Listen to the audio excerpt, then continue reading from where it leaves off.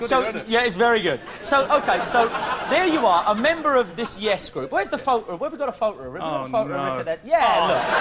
Now, at that time, you were into curries and supporting Brentford and drinking quite heavily. Still not doing that. No, not doing that. But at the time, I mean, rock was so full of pomp and majesty, and I can't believe that, as I say, you weren't 100% into it like that. No, what did the rest of the band do? Because they were into it. Oh, well, they were riveting.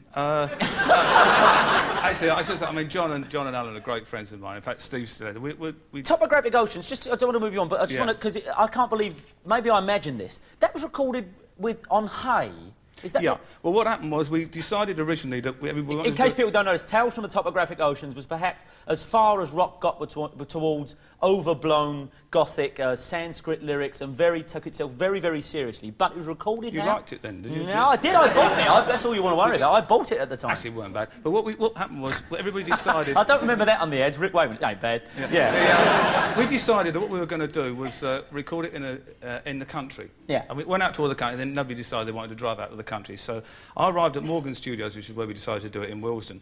And Monty Babson, who was the boss there, I used the studios a lot. I'd done King Arthur there and all those other albums. And I arrived there, and Monty called me, and he said, nobody else had come. He said, Rick, can I have a word with you? And I said, yeah. He said, the rest of the lads, are they all right? I said, yeah, fine, why? He said, been a couple of lorries come this morning. And I said, what with the gear? He said, no, the gear came last night. And I said, what? He said, I think you better come over and look at Studio 3. And I went in there, and it was full of haystacks. They got a cow with an electric motor with the others. I like that, honestly. And we got, like, white fences. And instead of having a drum booth, he had like a white fence with all the studio. Yeah, it was unbelievable. I mean, my gear was the first time I ever had to send away for service for Greenfly. Why? Why did it? Oh, well, because it's one of those things you did, wasn't it, really? They wanted a rural feel. They wanted a rural feel, and then you walked out into Willesden. And yet... I mean, it's outrageous, wasn't it? I mean, that's really rural for you. And yet, as I say, they were, you know, it was overblown rock, took itself seriously, and they were indulgent, and everything that went with 70s rock and roll. Yep. And yet, at the same time, as I said in the introduction, you're on Clive Dunn's Grandad, too. I was on the follow-up, Grandma. Were you? Right, yeah. You're on Grandma... How comes you're on things like... You're on Black Sabbath records? Yeah. You took just any gig that came along at the time? Well, basically, I was doing sessions most, like 3 sessions a day. It was the era when sessions were... But you were in, like, one of the biggest rock groups in the world. Yeah, but, I mean... But Clive Dunn doesn't do Tales from Toby's Graphic Go-Kart, does he? No. How comes you're on Clive Dunn's, then? Well, I got invited to go on and do it, and I'm a Dad's Army freak. In fact, Ian Lavender, who plays... I said, next year, you've got to get Ian on, because he's a wonderful raconteur, great stories. And I was just a Dad's Army freak. And I met him, and he was lovely. He was a lovely And so man. that bit at the beginning goes... Dun, da, dun, da, dun, da, dun, dun, dun, that's you? No, it's not.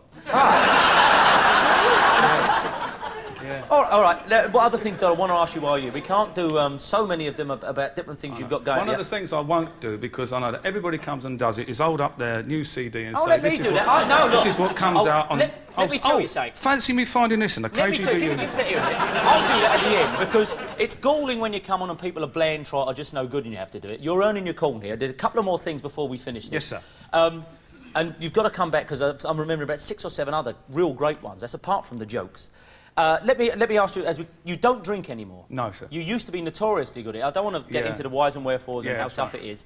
But you just said to me before we came on, and this is quite honest, you said, ask me about drunk driving. Yeah, I'm not very proud of getting done for drunk driving. I've been teetotal for 8.5 years now, nearly 9 years. But cut a boring long story short, I used to be the chairman of a local football team, Camberley Town Football Club. And my Saturdays used to be playing golf in the morning, going off having a curry, going down to the football club, watching them lose. They lost every week. And then come back home. Well, it's one thing. I like to keep things even in my life. And then I'd had my game of golf, pretty nasty round. Went out a pretty fierce curry, you know, quite a serious one. Yeah, you get good ones and ones that work. What happened to this bit about cutting long stories short? What happened to that? I haven't gone through the 18 holes of the golf club, have I? Yeah. So I arrived down at the football. I'll put a clock on this. OK. We arrived down at the football. I think we lost 7-0. It's a good result for us. And then afterwards, I'm in the little committee room talking, and then I felt the curry working, which is always a bit of a worry. My house is only about a mile from the football ground, so I get in the car, and I'll go roll at the time. So I'm driving up the road, and line of traffic, there's the old policeman there with his old radar gun, but everybody's going the same speed. But he points at me, I'm in, right? So I'm half a mile from my house now in a little cul-de-sac. Pulls me in the ice. He said, "You've been to Camberley Town Football Club?" I said, "Yeah, yeah." And he said, "Have you had a drink?" I said, "Yeah." Right. So I had to blow in this thing, and I failed. Now, he was on a motorbike. He said, "I've called for found a car to come round and take us. I said, OK, fine. So I'm standing there, and the curry starts working. Right? And I'm standing on the pavement. There's all the people out in the house going, oh, I've nicked him. Not nice. And I'm standing there, and I said, excuse me, officer. I said, I'm having a bit of a brother, a bit of a fierce curry, a bit of a stomach problem. I said, the police station's only 50 yards away. Couldn't we walk to it? And he said, no chance. He said, no chance, son. He said, we'll wait for the car. So I'm saying, I'm in agony. Another police bike pulls up, and I know this guy, and I told him the situation, and he says, I'll have a word with this other. So this other policeman actually puts me in an arm lock, right? And he marches me over to this woman's house. He says, right, we will accommodate. So he goes there. There's this woman on the door. He said, do you have a downstairs toilet? Mate, she said, yeah. He said, I'm commandeering this for the use of our prison. So I go in there. I've got my Camberley Town blazer on, the old full bit, and he goes in there and he inspects the... I don't know if he thought I was going to do, like, creep out the U-bend and, like, disappear.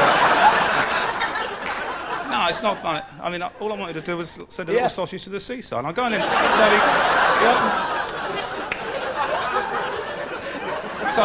he says, in you go. So I go in there, and I'm sitting there. I go to shut the door, and he puts his boot in the door. He says, you're not shutting the door, son. So, OK, fine, you can stand it. I can't. So I'm sitting there. This is absolutely true. I'm sitting there with my stripes down by my ankles, my Camberley Town blazer on, right, in a stranger's toilet, having a bit of a, you know, I've been done for drunk driving, and I'm with a size 14 boot in the door, and I'm thinking, well, nothing else can happen. And at that moment, through the gap in the door came the Journey to the Centre of the Earth album cover.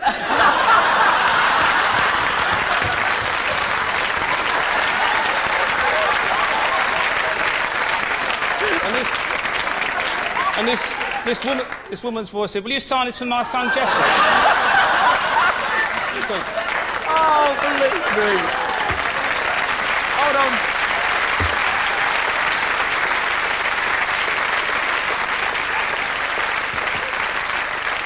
There is so much more that I knew about very little of that was coming up. There was so much more that was having us in rehearsal going for it. And we do this for people, as I say, even when they've not earned it.